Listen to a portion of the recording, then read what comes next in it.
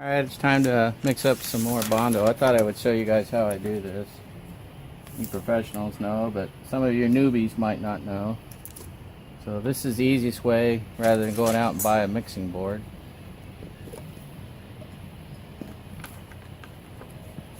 And just grab a little bit of this. Depending on how much you need, that just comes with practice, guys. And I usually use my little one. Kind of do a pre-cleanup, I guess you could say, before it gets hard. Probably shouldn't even done that. Do it afterwards. And the amount of hardeners, it tells you on the thing. I usually just put like a little dab. That's more than enough right there. And just kind of mix it, roll it around. And then the best mixing is just to keep mixing it like this, and then when you get towards the end, go like that a couple of times. And I find that mixes it fairly well. Try to make sure you get everything that's on the paper that's not mixed. Make sure you get it into the mix so it doesn't accidentally get into something that you're going to try to put on the car. There you go. And see that? You might want to mix that up too. This is the pre-cleanup right here. Then I usually use the little one. Kind of squish it all together and mix up any leftovers. Sorry about that. Let me get this over here. I want all that red gone. You got to do this quickly too, because this stuff hardens fairly quickly depending on the amount of hardener you put in it. There you go.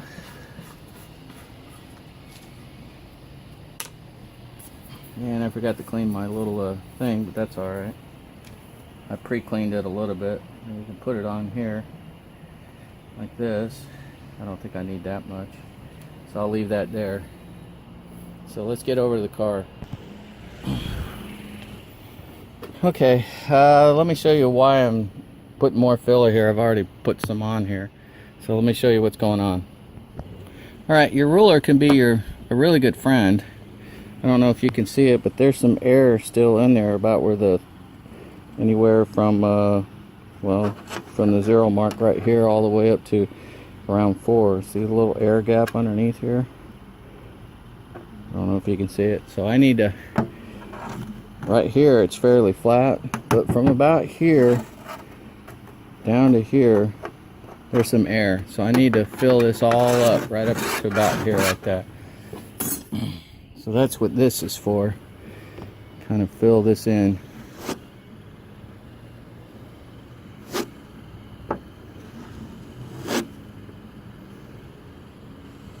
It's okay to have too much because you can sand it off. So that's what I'll probably do, is put a little extra on there, and then you can come down this way. And don't worry about this because you can always take some off like that. Okay. Now as long as you clean off your ruler, you can use it to recheck it. And it looks like I could probably use a little bit more right down in this area. So that's what the little one can be for. You get it right here and just kind of flow it into that little area right there, and then as you get towards the edge where you don't need it anymore, then squish a little harder. There you go. Just like that. And then just lightly drag it over it to kind of take as many of those little lines out that you can.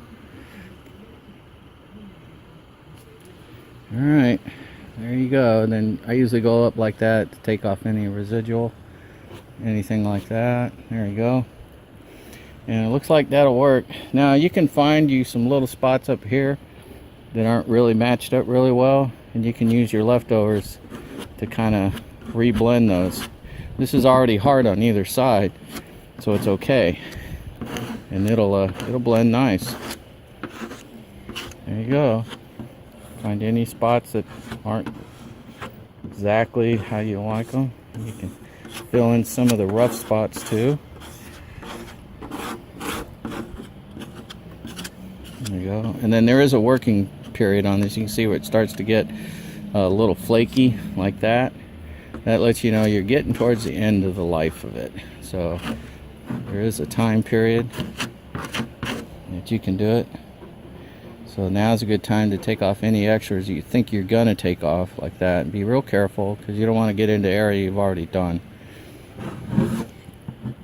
That's, you know, all right, that's already hard. Okay, so now we can come over here and use this period to clean this off before it gets too hard. So let's get you back on the tripod. All right, roll you up about 4 layers of paper towels, fold it over a couple times, and just set it aside for now. Well, except for on this, I'm going to go ahead and do this one right now, because rollers are a little harder to clean because they have indentations in them for the measurements. So just use some alcohol. 91 proof is usually pretty good. And while it's still soft, it'll take it off. It'll even take off a little bit of the primer and stuff that I had left on there before. There you go. Now this stuff here, you can use your little one, kind of peel it like that while it's still somewhat soft. Not soft enough to spread, but not too hard or too soft to sand. And it's still flexible, so you can peel it off. You can clean your tools up easily. Anybody that's done body work and used body filler knows that cleaning up your spatulas can be a real pain in the butt while it's hard. So now you can use that alcohol. I usually just let a little bit of air through like that, and now your spatulas will clean up almost like new. So when you go to use them again, you don't have parts that flake off and create those little channels in your body work that you're doing.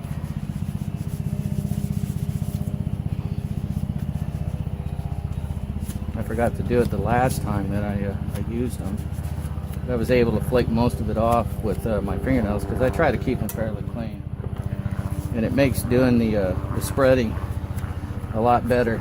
This one's getting a little hard, but a bit of alcohol and paper towels will get it off, as long as it doesn't get too hard. Even if it gets somewhat hard after a couple of days, sometimes you can still scrape it up a little bit and it'll come off.